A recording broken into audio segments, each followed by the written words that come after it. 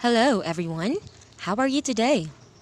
So for now, we will discuss about the epic poetry entitled The Iliad by Homer.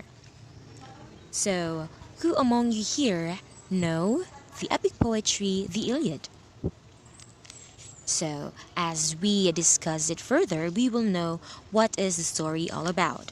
So, for the author, Homer, he is a Greek poet who was born sometime between the 12th and 8th centuries BC, so somewhere on the coast of Asia Minor. He is famous for the epic poems The Iliad and the Odyssey. So, I assume that all of you know what is the Odyssey since it was being introduced when we were in high school. So, for its literary background, the Iliad is an ancient Greek epic poem written in dactylic hexameter. So, dactylic hexameter from the root word dactyl, which means it is the Greek word for finger, and hexameter, which means 6 meters. So, therefore, there are 6 sets of dactyls. It narrates an episode of the Trojan War fought between the Achaeans, or Greeks, against the Trojans. So, the Trojan War is a conflict between the kingdoms of Troy and Macedon in Greece. So it happened in the Bronze Ages, 3000 BC. And then it centers on the battles and events during the weeks of a quarrel between King Agamemnon and the warrior Achilles. So King Agamemnon leads the people of the Troy, while warrior Achilles is an army of King Agamemnon that made him a hero during the Trojan War. The story covers only a few weeks in the final year of the Trojan War. So for the other background, the story is narrated in medias res. So when we say medias res, it means that it narrates a story from the middle after supposing that the audiences are aware of the post events. So wala siya gasugod sa kinaunhan, wala po siya gasugod sa kinalasan, but then naa siya gasugod sa tunga-tunga. The epic narrative The epic narrative takes up events prophesied for the future, such as Achilles, looming death, the fall of Troy, and the capture of Trojan women. It contains 15,693 lines written in numeric verse, and then it comprises 24 books of varying length, and the events are usually dated to around the 8th century BC. Okay, so by this time, let us talk about the summary of this literary piece entitled The Iliad by Homer. So this literary piece is all about love that turns into war, in which Helen is the queen of Sparta nga giilugan sa duha ka laki. So the Achaeans under King Agamemnon have been fighting the Trojans off and for 9 years trying to retrieve Helen, the wife of Menelaus, and thus Agamemnon's sister-in-law. Paris, the son of King of Troy, kidnaps Helen, who becomes the legendary of Troy and the woman with a face that launched 1,000 ships. So kaning Achaeans, it is a group of army that was led by Agamemnon. So kanis Agamemnon is the brother of Menelaus, which is the husband of Helen. So si Helen is married din siya nga gikidnap ni Paris, which is the son of king or which is the prince of Troy. So, diri nagsugod ang war. Kay gusto ni Menelaus nga kuhaon si Helen. So that's why he convinced his brother to lead an expedition in order to retrieve Helen to him.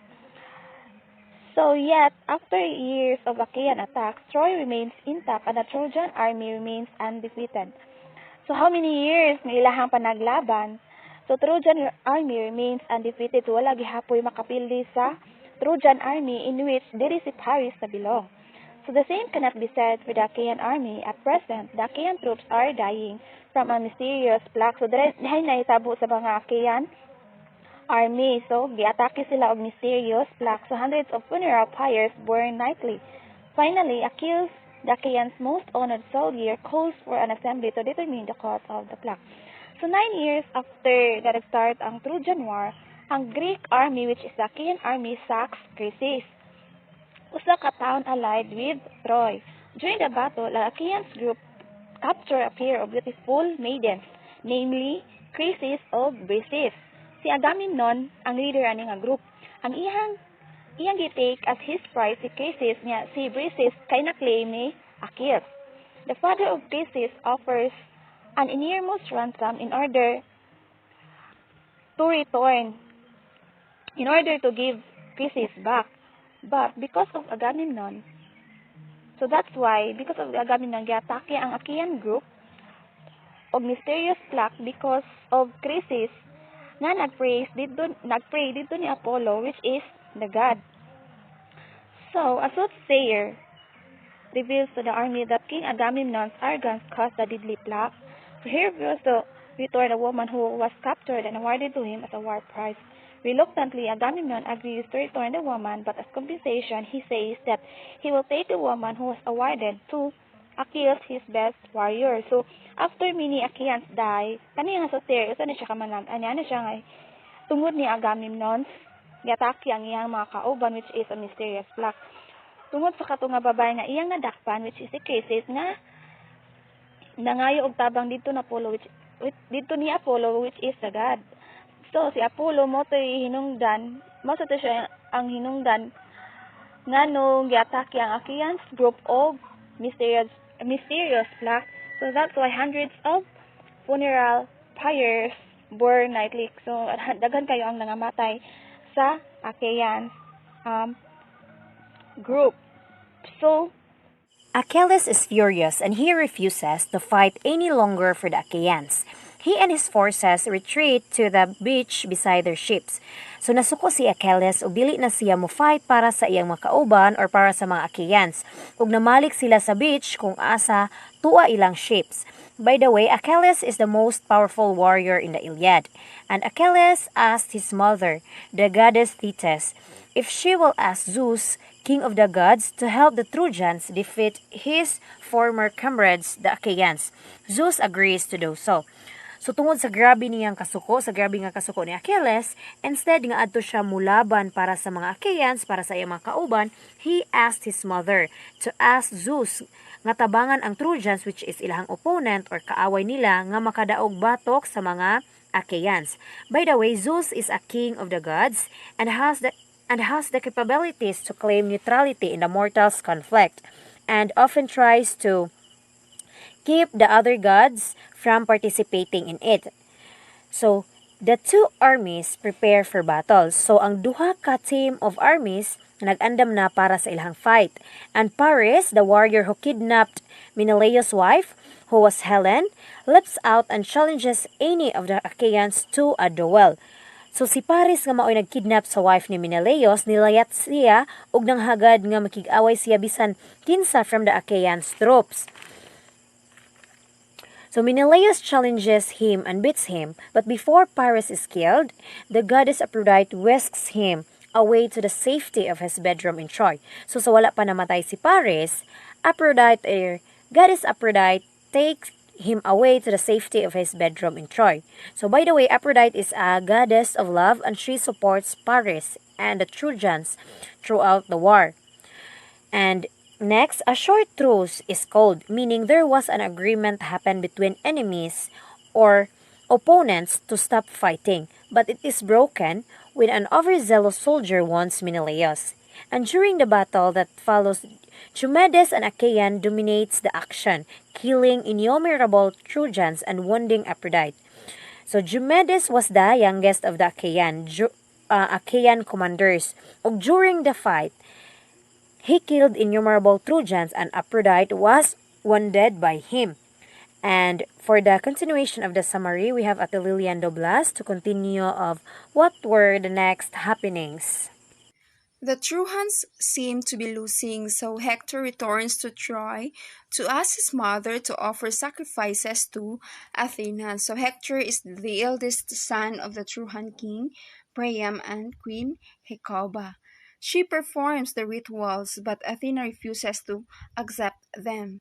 Meanwhile, Hector discovers Paris safe in his bedroom with Helen and shames him into returning to battle. So Paris is Hector's brother. When Hector visits with his wife and their baby son, it is clear that Hector is deeply devoted to his family, yet feels the terrible weight of his responsibility as commander-in-chief of the Trojan army.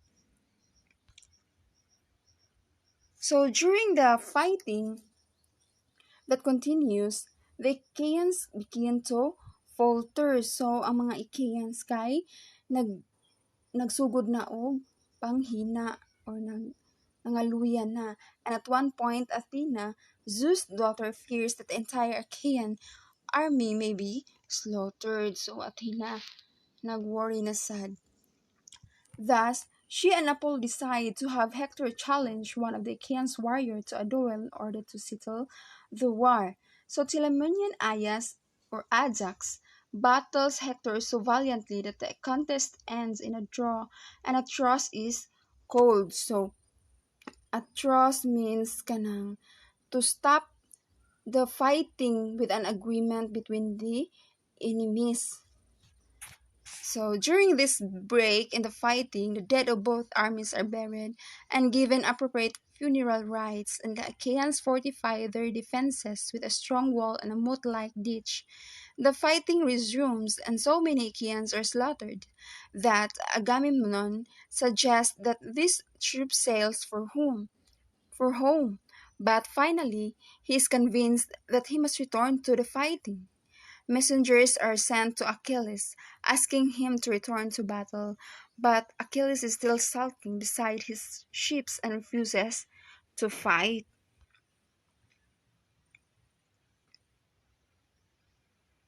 Soon, Agamemnon, Diomedes, Odysseus, and old Nestor are all seriously wounded, and Achilles realizes that the Achaeans are in danger of imminent defeat. Therefore, he sends his warrior companion Patroclus to find out who the seriously wounded are. So, ini si Patroclus is best friend of Achilles or Achilles. Patroclus talks with old Nestor, one of the wisest of the Achaean soldiers. Nestor asks Patroclus to dress in Achilles' armor and return to battle. So the Achaeans, he says, will rejoice and have new faith in their death struggle against the Trojans when they think that they see Achilles returning to the battle. In addition, the Trojans will so fear that wrath of the mighty Achilles that they will be easily defeated. Patroclus promises to Achilles for permission to use his armor and ride into battle, disguised as the mighty warrior. So meanwhile, Hector leads a massive Trojan surge against the Achaean wall that stands between the Trojans and the Achaean fleet of ships, and the wall is successfully smashed. The tumult is so deafening. The hill itself seems unloosed, so makabungo lang ilang bangi. Achilles is watching and realizes that his wish may be granted. The Achaeans are about to be annihilated. So he sends Patroclus into the fighting, disguised as Achilles himself. So the Achaean army rejoices at what they think is the return of Achilles to the fighting, and the Trojans are so terrified that they are quickly swept back to the walls of Troy. So Patroclus' valor seems superhuman.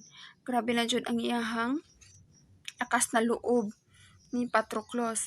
He has killed 9 Trojans in a single charge when Apollo strikes him with such fury that Hector is able to catch him off guard and thrust a spear through his body. So, na na naigo siya ni Apollo. Then some of the most intense fighting on the war follows in a battle to claim Patroclus' body. So, sad to say, namatay jud si Patroclus. Finally, the Achaeans rescue Patroclus' corpse. The Hector captures Achilles' armor. Then the Achaeans return to the beach guarding their ships as best as they can. So Achilles is filled with overwhelming grief and rage when he learns that his warrior companion or his best friend, Patroclus, has been slaughtered. His mother Thetis comes to him and advises him that it is fated that he will die if he tries to revenge Patroclus' death. But she says that if Achilles decides to revenge Patroclus' death, she will outfit him in a suit of new armor made by one of the gods. So Achilles chooses. He will defy certain death and the Trojans in an attempt to punish them for what they did to Patroclus. Thus, he returns to battle in his new armor and is so successful that he and the Achaeans rout the Trojans. He savagely kills Hector, the Trojans' mightiest warrior. Achilles' anger is not stated, however. He ties Hector's corpse to his chariot and circles Patroclus' burial mound every day for 9 days. So Hector's parents are so grieved at the barbaric treatment given to their son's corpse that Priam, Hector's father, goes to Achilles and begs for his son's body. Achilles is moved by Priam's pleas and by the memory of his own father. Consequent- Consequently, he agrees to cleanse and returns Hector's body. So Hector's body is given the appropriate cremation rites, and then mourning and weeping for the noble warrior, the Trojan placed his remains in a golden casket and placed it in a burial barrel. Thank you. Okay, so the story that we've read is the summary of the epic entitled The Iliad by Homer. It is a long story, so we prefer to provide you just the summary of it. Okay, so the summary revolves during the Trojan War. So because it is a very or it's a quiet long epic, so we get the summary, just the summary of it, and the summary that we provided focuses on the Trojan War during the Trojan War. So let's see what is the main theme of the story. Do you know what is the main theme? Okay, so here. Love and friendship, faith and free will, and honor are the main themes of Homer's The Iliad. All three themes follow Achilles and the other main characters of the epic poem. So, um, how can we say that love and friendship there is the main theme? Is one of the main theme. Okay, so as we observed, the main reason why they end up to war is because of the girl named Helen. So who is this girl? Okay, so the Archaeans have been fighting the Trojan off and on for what? For 9 years because of they are trying to retrieve Helen. Helen, so she is the wife of Menelaus or Menelaus. That's the I don't know how to pronounce it. Menelaus and Agamemnon's sister-in-law. So kanin si Helen is wife sa brother ni King Agamemnon. So kani si King Agamemnon is the king of Archaeans. So is that clear? Okay, so where is the friendship there? Asa man dapit ang friendship? Kung mo kaingon ta, friendship is also one of the main theme. So here, friendship there is the friendship between Achilles, the best warrior of King Agamemnon, and Patroclus, his best are his warrior companion. So, naa nila ang friendship, naa nilang duha ang friendship nga nahitabo. As you can remember the summary, no, Achilles is the best warrior, and kani si Patroclus is ihaning gi sugo nga paadtuon dito sa battlefield wherein um ipasusi niya og kinsa gyud ang mas sugatan o sa Tagalog sugatan or mga samdan. And then he also Achilles also allows or give his permission to Patroclus to wear his armor and disguise as himself. No, kani si Patroclus is nagdisguise siya as Achilles. So that is why some of the Trojan warriors have fears and niatras sila kay nahadlok. It's because kanang he knew that Achilles is the best warrior of the Achaeans. Yes, mo na siya ang nahitabo. And asa dapit ato nga part nga makaingon nga grabe gid ang ilahang samahan nilang duha ni Achilles and Patroclus. It's when Patroclus died. He was killed by one of the Trojan warrior. So kinsa man to nga warrior? It's Hector. So ang nahitabo when the Archaeans army um they already claimed the body of Patroclus. It's because at first manggod is wala dayon nila nakuha ang body ni Patroclus kay murag gihold sa mga Trojan. And then pag na-claim nila ilang gidadto sa lugar wherein Achilles is there. So when Achilles finds out, no, he was overwhelmed.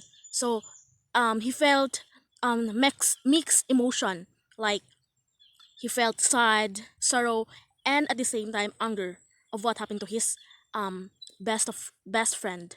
Okay, so kani silang duhay is very close. Mo na ilang samahan, close kayo sila, more sila kababata. So sa mga bata pa sila, they are already close to each other. That is why they are best of friends. And then pag nakibawan na ni Achilles is what Achilles do? He decided to, yes, to fight. And what? He wants to fight just to revenge for what happened to Patroclus. So mo to siya ang kuan sa friendship. Grabe ang friendship. And then sa love is nahitabo ang mga war. It's because of love. Wherein si Helen is giabduct ni Paris. So kani si Paris is the king of Trojan. Yes, and kani si King Agamemnon also and Achilles have their misunderstanding. It's because of the girl also. So mo na siya ang theme, one of the theme. And then fate and free will there is when Thetis, the mother of Achilles, say that Achilles is fated to die when or if he will going to revenge for Patroclus' death. So kato si Achilles is fated na to siya nga mamatay if mo fight siya, and he wants if he fights with his intention to revenge. So mao to siya ang fate. But Achilles say that kung mamatay man siya, so go. He decided to make revenge. So that is why when Achilles decided to fight again, so his mother suit him with a new armor. So this new armor mao na ni ang gisuot ni Achilles na siya bag-o nga ug sa kuan pa uniform sa mga army. So that new armor is made up by one of the gods. So kato ang grabe ka special ang iyahang armor, no? Kaya ang naghimo is one of the gods. Yes, and mo to siya ang faith and free will dito and honor. So those are the main theme of the epic entitled Iliad by Homer. So is that all clear? Did you understand? Okay, so if you do, then let's proceed to the next slide here. So the values and moral lesson. So for you, what are the values and moral lessons that you've got from the poem or from the story? Okay, here. Homer's epic, the Iliad, offers several moral lessons to its readers, including the importance of leadership, learn to ask for forgiveness, the importance of accepting apologies, and respecting of family bonds. So let's start with the importance of leadership. So as you observed from the story, no, king the king Agamemnon is the king of Archaeans. So meaning he is the leader of the Archaeans group. But what did he do to Achilles?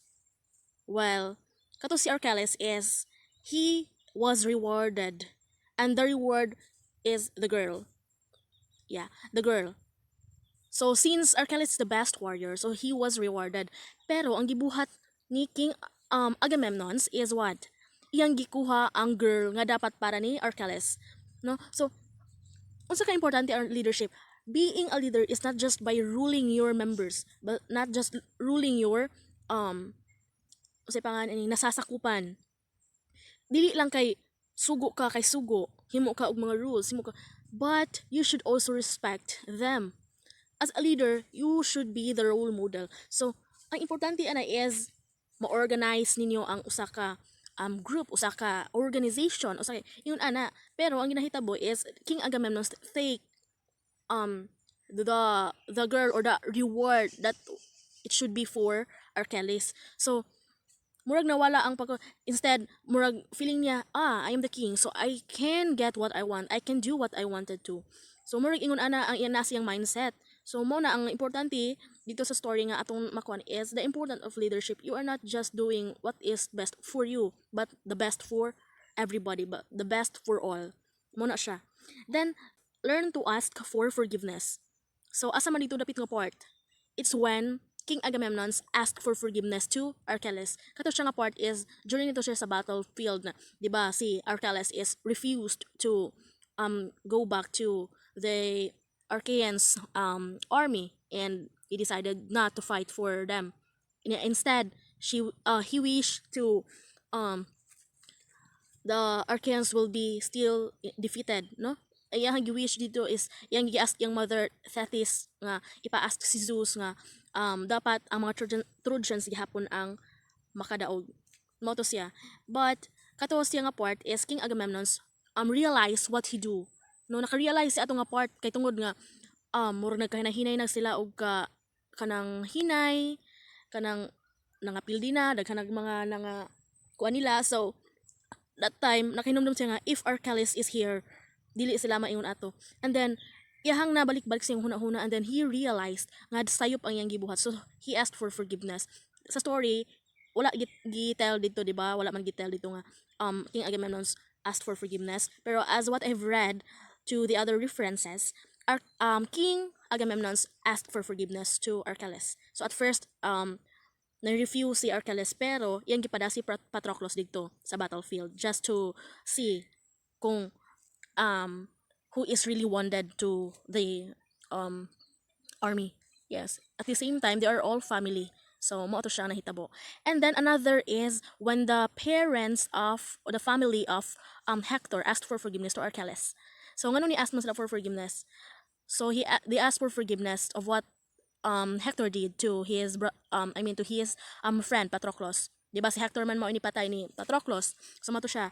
And then when Achilles go to the battlefield and fight for to get revenge. So ni fight siya ni Hector, and sadly Hector Achilles killed Hector, and then wapag dito na satisfied si Achilles.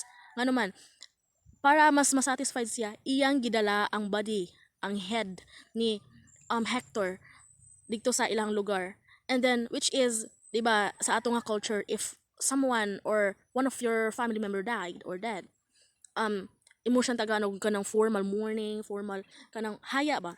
So katong nga part is the parents are thinking kanang though they felt sorrow, sadness of what happened to her son, pero wala nila nakita to his wife ni Hector. Wala nila nakita, it's because gidala ni Achilles ang body ni Hector. So ato nga time is niagto ang mga family ni Hector and ask for forgiveness, and mao to siya ang nahitabo. I've also learned in the story that asking for forgiveness is very appreciated. I remember the praise. So this phrase is shared by one of the priests in Aluginsan. So I attended a mass. That was a wedding mass. So ang pari ni Ingon, if the man says sorry because he knew that it is his fault, he is a wise man. But a man who says sorry even if he knew that it is not his fault, then it is a true man. No, if you are trying to think sa may but pasabot, it's nice to see that you or your o ato ibutang nga siya nangayo og pasaylo nimo because he knew that nasayop siya. So it's very appreciated, no? So you are accepting his apology, especially kung sincere ang pagpangayo og sorry. So if you did mistakes or anything bad to your friend, family, or with the others, try to say sorry, learn to say sorry. Dili siya makababa sa imuhang panlantaw, dili siya maka down nimo if mangayo lang kag sorry. Na may uban nga mauwaw or murag tungod sa pride, they don't know how to say sorry. Pero if they know how appreciated by saying sorry, how kanang makagaan gani sa pamati sa imuhang nasad-an nga yes, nangay say sorry, and it is he or she is willing to say or to ask for his forgiveness. He is sincere of asking for forgiveness. Then why not? they accept it, they forgive you, di ba? So asking for forgiveness is, for me, it's important, and murag makapagaan sa imong pamati, di ba? And try to ask sorry to your friend nga kanang, or nga kanang na may misunderstanding, though you do dili nimo madawat nga ikaw nasayop ka or siya mo ay sayop, inana mo man gyud na ang pinaka difficult ka part. You were not accepting the um you are not accepting nga ikaw nasayop kay tungod imong ipasa niya, and it's a pride, no? Try to say sorry. Bahalag ikaw baron ang nasayop or siya baron ang nasayop, try to say sorry. Then you were going back to what you've, yes. And then the importance of accepting apologies. When, so where is the acceptance of apologies, no, there? Which part?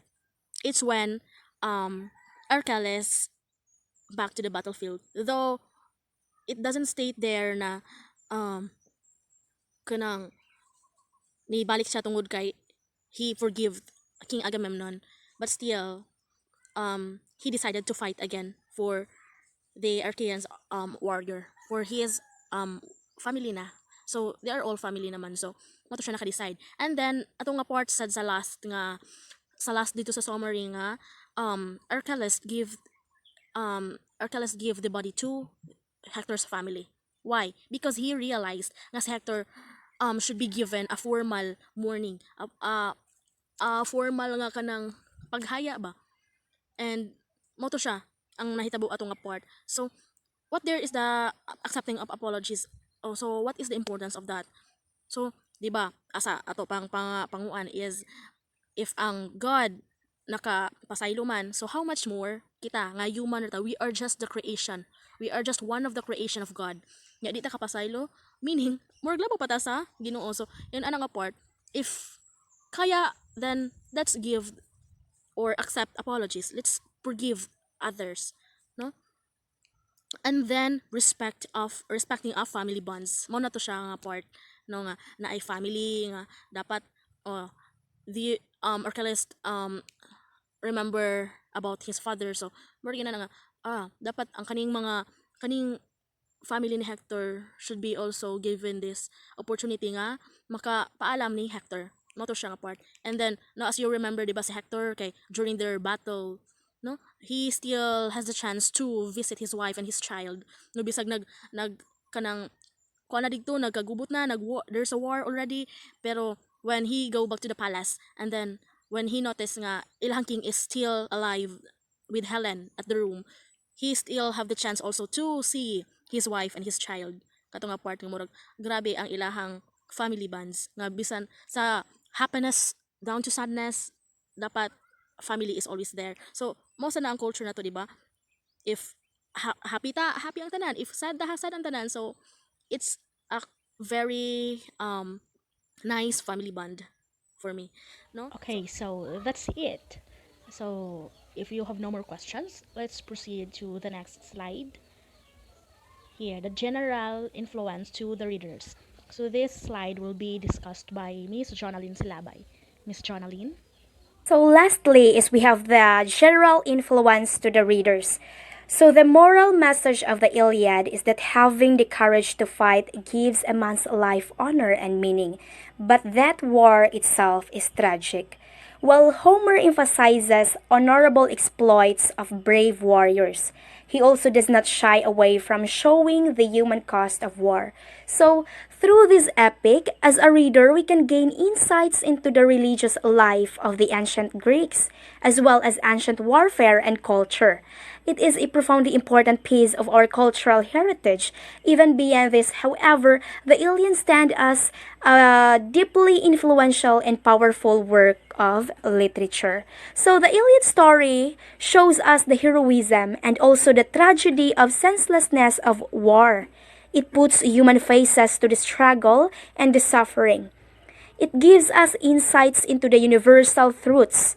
Pareha ni Achilles and Agamemnon, they may seem like sulky. When we say sulky, kanang matampuhin, but within their cultural context, they have compelling reasons for their actions. And I think it's enlightening to examine ug unsa jud ilahang reasons and to see not only why they might act that way, but why they feel they have no other choice. Sometimes magod kita tungod sa atong emotions, we directly decide a thing without thinking the consequences of our actions. Kanang feel na to nga wa na tay laing choice. And sometimes it is not good. Na gani ko nabasahan ani sa Wattpad nga it's better nga dili ta mo decide dayon-dayon. Like for example, when you're in pain, mo decision dayon ka nga mauna without thinking the consequences. Nya at the end magmahay na lang gihapoy masakitan. Same sa Iliad, because of their kalagot or emotions, they think nga war is the solution dayon and that they willingly sacrifice the chance to live a long life with those they love. So, the story Iliad is a glorification of the war because all the characters are judged by their competence, bravery, and courage in the battles. So, that's all. Thank you for listening. Hope you've learned something.